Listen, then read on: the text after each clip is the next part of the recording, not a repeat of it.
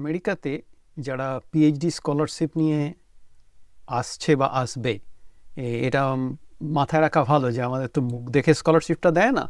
একটা স্কলারশিপটা দেয় হচ্ছে একটা 20 ঘন্টা কাজের পারিশ্রমিক হিসাবে।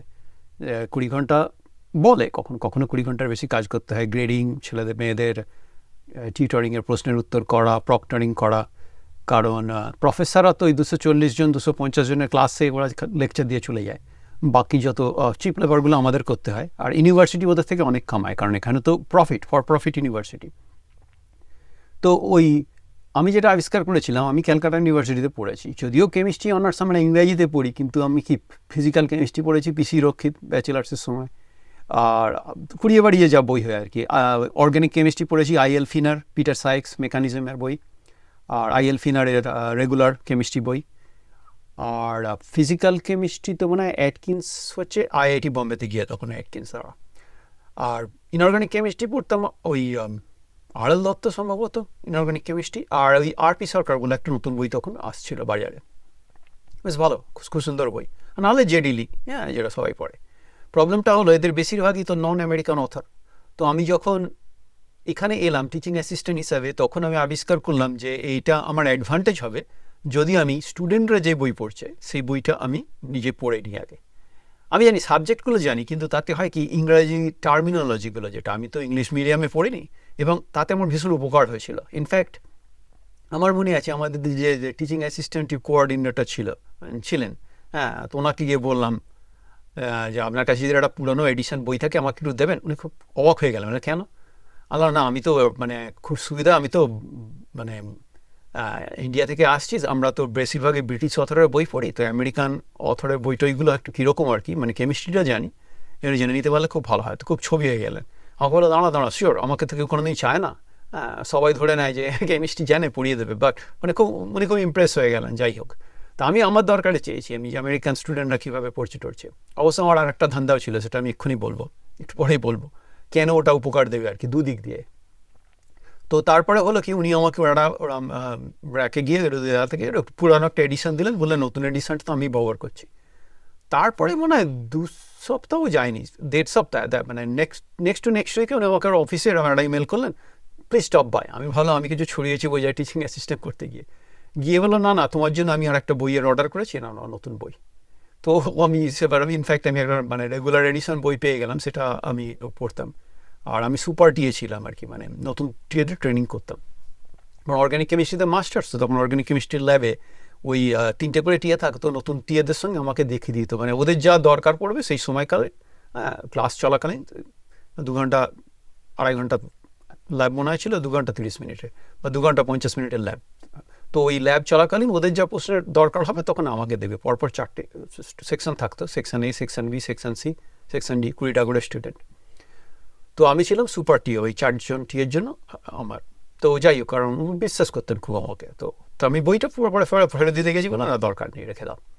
কিন্তু ওইটাতে উপকার কি হয়েছিল, যেই আমি স্টুডেন্টদের কী পড়ছি ওই চ্যাপ্টারে সেটা জানছি, অনেকটা বেটার ফিল করে, লাইক মানে আই মিন মাই রিজিয়ন। আমার যদিও দরকার নেই, কারণ ওরা ক্লাসে কী পড়ছে সেটা না জানলে আমার চলে যেত, কারণ সাবজেক্টটা তো জানি, মেরে দিতে পারবো।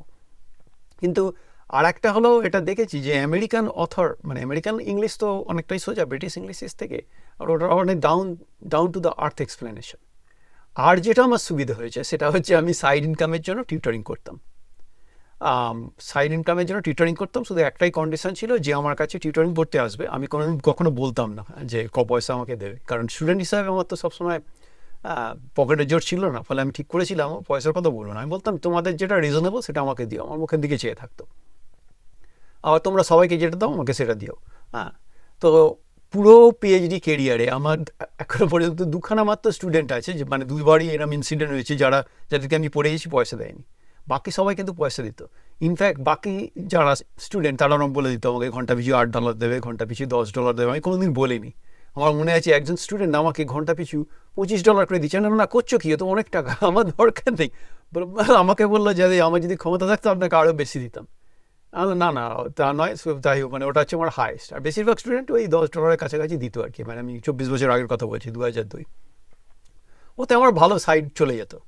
কিন্তু ওর সুবিধাটা হতো কি, ওই বইগুলো যেহেতু ওরা কি পড়ছে সেই টেক্সট বুকগুলো যে আমি একটু পড়তাম, ফলে আমার টিচিং অ্যাসিস্ট্যান্টশিপ লাইফটা অনেক পিসফুল হয়ে গেছে।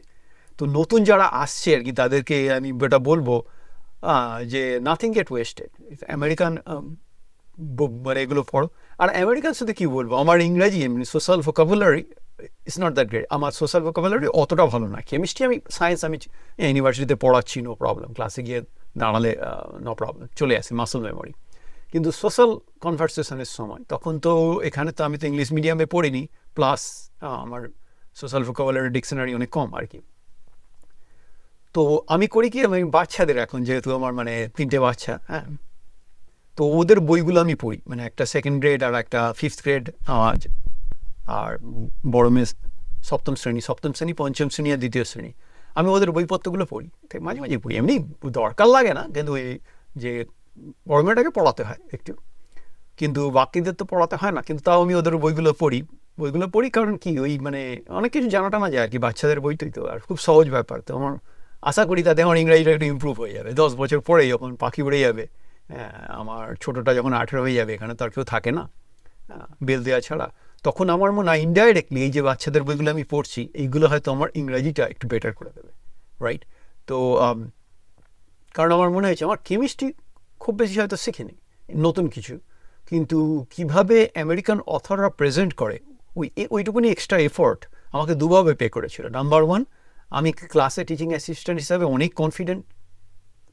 কনফিডেন্টলি ডিল করতে পারতাম। আর একটা হচ্ছে ওইটা দিয়ে টিউটারিং করার সময় খুব অনেকটা কাজে লাগতো, কারণ আমি একই ল্যাঙ্গুয়েজে কথা বলতাম আর কি। সেই কারণে যারা টিচিং অ্যাসিস্ট্যান্ট হিসাবে আমেরিকাতে আসবে বা ছেলে পড়াতে হবে আর কি পিএইচডি কেরিয়ারে, যেখানেই হোক, আমেরিকা হোক, ইউরোপ হোক, কানাডা হোক, আমি সবসময় এই সাজেস্টটা করি, বাবা একটু এক্সট্রা কাজ করো, নাথিং গেট ওয়েস্টেড। কারণ দিনের শেষে কি, মিষ্টি ততটাই হবে যতটা চিনি দেবেন চায়। তো ওই এফোর্ট দিলে ওটা কোথাও না কোথাও লেগে যায়, এটা আমার 2 পয়সার মন্তব্য। আর আমার খুব ভালো লাগছে আর কি এখনো পর্যন্ত, বারবার বলা বা যাই হোক, আমার 3জন সিলভার মেম্বারশিপ নিয়েছেন, একজন গোল্ড মেম্বারশিপ নিয়েছেন, মানে সাকুললে হয়তো $3 সামথিং কেটে কুটে আমাকে ইউটিউব দেবে, কিন্তু এই যে বিশ্বাসটা, যে আমি আড্ডা মারছি, কারো ভালো লাগছে বা কারো মনে হচ্ছে না ওকে সাপোর্ট করা দরকার, যে আড্ডাটা চলুক, হয়তো মাঝে মাঝে ভুলভাল বকার ফাঁকে 2-1টা কথা বলবে যেগুলো কাজে লাগবে। মানে আমার তো একটা গোল আছে, সেটা হচ্ছে আমার মতো যারা স্টুডেন্ট, যতটা কেরিয়ারিস্ট নয় বা যে বিশেষ কিছু জানে না তাদেরকে আমেরিকান এডুকেশন সিস্টেমের মানে ওপর দিকের পড়া আর কি, পিএইচডি কী করে করতে হবে, কী করে সহজে পাওয়া যায় রুরাল ইউনিভার্সিটিতে, ওইগুলো নিয়ে বক করে যাওয়া বারবার। আমি জানি সবাই আওয়াজ দেবে, কিন্তু আমার মতো যদি কারো কাজে লেগে যায় কোনো দিন আর কি, ওই জন্য আমি করে যাবো, আমি এটা করে যাবো। হ্যাঁ, সে মেম্বারশিপ থাকুক, লোকে দেখুক বা না দেখুক, আড্ডা মারবো, গান করবো, গল্প করবো। এই যেমন আজকে মনে পড়লো যে আগস্টে তো নতুন যারা টিচিং অ্যাসিস্ট্যান্টশিপ আসবে, তখন তো অনেক কিছু এসে গেছি, এখানে আমার কোর্স ওয়ার্ক করতে হবে, তখন ওইটার মাথায় থাকে না যে একটু প্রিপারেশান নিয়ে পড়াতে গেলে নিজের লাইফটাও অনেক বেটার হয়। কারণ আমেরিকান তো একটা অ্যাকসেন্ট আছে, সেটা তো আমরা অস্বীকার করতে পারি না। ইনফ্যাক্ট আফ্রিকান আমেরিকান যদি হয় আর কি, এখানে তো বলা যাবে না, আমাদের বলে দিয়েছিল যে ব্ল্যাক বলা যাবে না, আফ্রিকান আমেরিকান বলতে হবে। অথচ আমি এখন যেখানে থাকি ব্যাকওয়ার্ড স্টেট, এখানে আফ্রিকান আমেরিকান বললে আমার মুখের দিকে চেয়ে থাকে, কারণ এখানে সবাই ব্ল্যাক বলে। অল রাইট, তো এটা ডিপেন্ড করে, কিন্তু ওরা যখন কথা বলে স্পেশালি, তো অ্যাকসেন্ট বোঝাটা খুব কঠিন হয়। কিন্তু সাবজেক্টটা যদি টেক্সট বইটা বারবার করে, আর যতবার টিএ করবে ততবার একবার করে রিডিং করলে ইটস ফাইন। 3-4টা টিএ 3-4বার যখন টার্ন ওভার হয়ে যাবে, তখন বইটা মোটামুটি মাথায় থাকে আর কি। এটা আমার 2 পয়সার মতামত, যদি কারো কাজে লাগে, নতুন যারা পিএইচডি করতে আসছে। কারণ একদম ফার্স্ট সেমিস্টারে তো তোমার রিসার্চ অ্যাডভাইসার হয়তো থাকবে না, তখন টিচিং অ্যাসিস্ট্যান্ট মাস্ট। তারপরে ইউনিভার্সিটির নিয়ম ধরলে কি, যদি রোটেশন হয়, তখন সেকেন্ড সেমিস্টার থেকে ডিফারেন্ট মানে রিসার্চ অ্যাডভাইজারের সঙ্গে ইন্টারাক্ট হবে। আর আমাদের সময় তো 1 বছর সময় ছিল অ্যাডভাইজার চুজ করার। আমি চুজ করেছিলাম একদম সেকেন্ড সেমিস্টারের শেষে গিয়ে, ঝুলিয়ে রেখেছিলাম সবাইকে, কে আড়ে দেবে। তখন খুব লোভ ছিল, তো এখনও আছে লোভ, কে আমাকে আড়ে দেবে তার লাভে জয়েন করবো। কিন্তু দিনের শেষে দেখলাম ওটা জাস্ট কমপ্লিটলি ভুল আইডিয়া, সেটা বলিও আর কি। মানে research assistantship doesn't matter. In fact আমার মনে হয় টিচিং অ্যাসিস্ট্যান্টশিপ থেকে পিএইচডি করাটা অনেক বেটার। তাহলে ওই মানে অ্যাডভাইজারের কম কথা শুনতে হয়, প্লাস একটা ল্যাবের বাইরে একটা অন্য রকমের জীবন থাকে আর কি, আন্ডার গ্র্যাজুয়েট স্টুডেন্টদের সঙ্গে একটু ইন্টারাক্ট করা, ল্যাবের বাইরে একটু দেখা আর কি, মানুষজনকে দেখা। নাহলে তো ওই 60 ঘন্টা 65 ঘন্টা 70 ঘন্টা বলে মানে অর্গানিক সিনথেসিস ল্যাবও একটু বেশি কাজ করতে হয়।